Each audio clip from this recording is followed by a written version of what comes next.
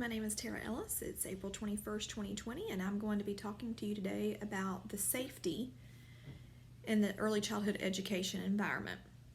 There are three things that I think are of utmost importance when it comes to keeping the center safe, and that being the licensing, making sure that the center is licensed. Also, teacher qualifications. And third, being the physical environment. Physical environment being inside the classroom and outside of the classroom. It is our obligation to make sure that we maintain a good, safe environment for these kiddos.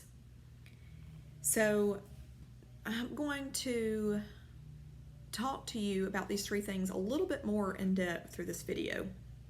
So the first one being the licensing. Licensing is different in every state, but licensing ensures that you have made an attempt to make sure that the center that you are working in is kept safe. Each state has its own agency. It's up to them to keep up with all the rules and regulations, and it's also your admin's responsibility as well. So the second thing that I think is really important is teacher qualifications. A good teacher qualification would be one that her education in early childhood education and development, her background in that is very important.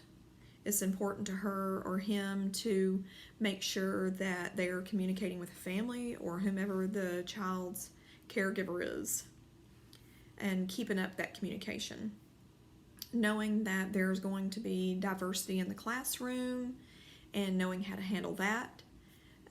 Knowing that there's going to be mental disability, behavioral disability, medical disabilities in the classroom, and knowing how to handle each one of those, and keeping up with how to keep your classroom safe is going to be a great teacher qualification.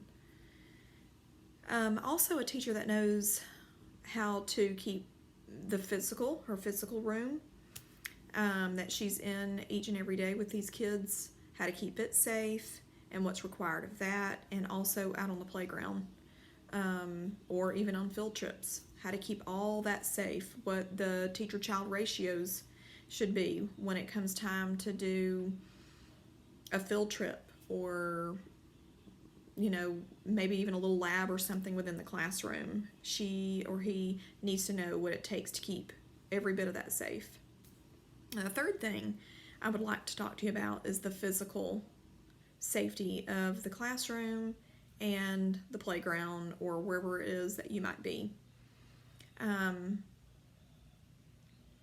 First of all, in the classroom, you want to make sure that there's good traffic flow throughout the classroom, where the sink placement is, where changing tables are, what's required to be kept up, in the way of things that you're going to need to be using when it comes time to change diapers. You want to know what safety precautions need to be taken in the bathroom, and teacher to child ratio when that has to happen, anytime there's transfers to and from a lunchroom or the playground, and that sort of thing. Also within the classroom, there's going to be times where there's going to be challenges with wheelchairs or walkers and that sort of thing, and you want to make sure that there's good traffic flow with that. Now, the physical setting outside, you want to make sure that the area that you're in is fenced, that there's not a whole lot of traffic if it can be helped. Also, that the playground equipment is kept safe and any toys that are out on the playground are not broken. If there's paint that's flaking off, that you know who to go to for that as well.